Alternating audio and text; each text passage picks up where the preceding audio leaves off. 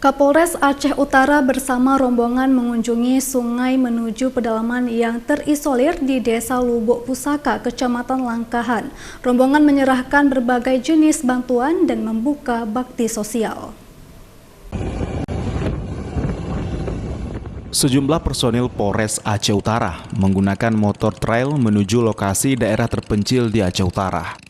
Kali ini mereka bersama rombongan Kapolres Aceh Utara menuju ke lokasi Dusun Sarah Raja, Desa Lubuk Pusaka, Kecamatan Langkahan untuk memberikan bantuan sosial serta bakti sosial.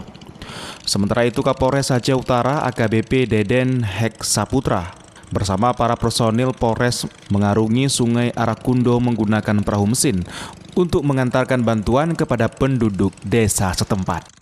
Dusun Sarah Raja terdapat 28 kepala keluarga yang menempati dusun tersebut, di mana anak-anak setempat harus naik perahu mengarungi sungai besar saat bersekolah ke Dusun Sarah Galah, Desa Sah Raja, Kecamatan Pantai Bidari, Aceh Timur.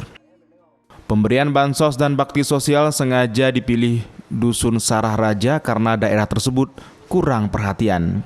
Selain bantuan pengobatan gratis, warga juga mendapatkan bantuan sembako seperti beras dan gula. Kami memberikan bantuan sembako, ada beras dari masing-masing kepala keluarga, mendapatkan 3 karung beras, mendapatkan 1 bungkus ataupun 1 kemasan sembako yang isinya bermacam-macam, ada gula, ada kopi, ada dan sebagainya.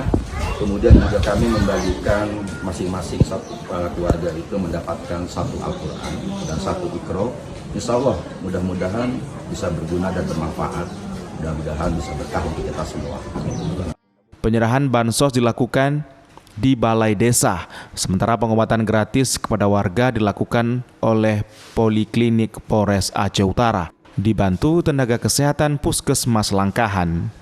Dari Kabupaten Aceh Utara, Armia Jamil, iNews melaporkan.